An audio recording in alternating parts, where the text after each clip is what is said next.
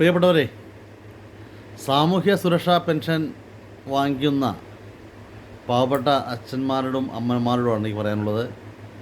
ഇനി സാമൂഹ്യ സുരക്ഷാ പെൻഷൻ, നിങ്ങൾ വാങ്ങിക്കുന്ന പെൻഷൻ നിങ്ങളുടെ കൈകളിലേക്ക് ഇനി എത്തുന്നില്ല. സാമൂഹ്യ സുരക്ഷാ പെൻഷൻ വിതരണത്തിൽ നിന്നും വി.ഡി. സതീശൻ സർക്കാർ സഹകരണ ബാങ്കുകളെ ഒഴിവാക്കിക്കൊണ്ടുള്ള തീരുമാനം ഇന്ന് പ്രഖ്യാപിക്കുകയുണ്ടായി. 2016 മുതൽ ഇടതുപക്ഷ സർക്കാർ, പിണറായി സർക്കാർ കൊണ്ടുവന്ന ഈ ഒരു ഏറ്റവും മികച്ച ഈ ഒരു പദ്ധതി ഒരൊറ്റ തീരുമാനത്തിലൂടെ സതീശൻ സർക്കാർ ഇല്ലാതാക്കുകയാണ്. കാരണം വയോജനങ്ങളായ ജനങ്ങൾ, അസുഖം കൊണ്ടും പ്രായാധിക്യം കൊണ്ടും വളരെ ബുദ്ധിമുട്ടുന്നവർക്ക് വലിയ ഒരു ആശ്വാസമായിരുന്നു ഈ പദ്ധതി. സഹകരണ ബാങ്കിലെ ജീവനക്കാർ അവരുടെ വീടുകളിലെത്തി അവർക്ക് നേരിട്ട് പെൻഷൻ കൊടുക്കുന്ന ഏറ്റവും മഹത്തായ പദ്ധതി. ആ പദ്ധതിയാണ് ഇന്ന് വി.ഡി. സതീശൻ സർക്കാർ നിർത്തലാക്കിയിരിക്കുന്നത്. ഇനി നിങ്ങൾ വാണിജ്യ ബാങ്കുകൾ വഴിയോ നിങ്ങളുടെ ആധാർ കാർഡുമായി ബന്ധപ്പെടുത്തിയ ബാങ്കുകൾ വഴിയോ പ്രൈവറ്റ് ബാങ്കുകൾ വഴിയോ നിങ്ങൾക്ക് ഈ പെൻഷൻ ലഭിക്കത്തുള്ളൂ.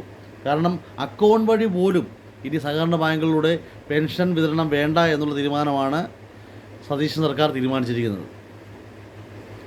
അതിനകത്ത് ഒരു രാഷ്ട്രീയ അജണ്ട കൂടിയുണ്ട്. കാരണം ബി.ജെ.പിയുടെ ഒരു രാഷ്ട്രീയ അജണ്ടയാണ് സഹകരണ ബാങ്കുകളെ ഇല്ലായ്മ ചെയ്യുക എന്നുള്ളത്. കാരണം സഹകരണ ബാങ്കുകളെ ഇല്ലായ്മ ചെയ്യുന്നത് വഴി ഇടതുപക്ഷത്തെ ഇല്ലായ്മ ചെയ്യുക എന്നുള്ള അവരുടെ രാഷ്ട്രീയ ലക്ഷ്യത്തിലേക്ക് എത്തുക എന്നുള്ളതാണ് അവരുടെ രാഷ്ട്രീയ തന്ത്രം.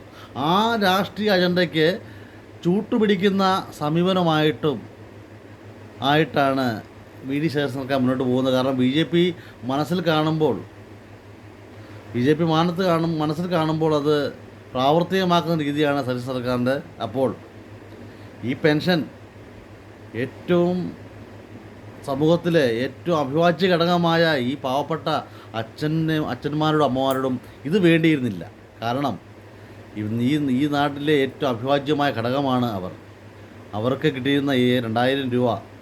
ആ 2000 രൂപ നിങ്ങൾ 1 രൂപ പോലും വർദ്ധിപ്പിച്ചിട്ടില്ല. ഇടതുപക്ഷ സർക്കാർ കൊടുത്ത 2000 രൂപയിൽ നിന്ന് 1 രൂപ പോലും നിങ്ങൾ വർദ്ധിപ്പിച്ചിട്ടില്ല.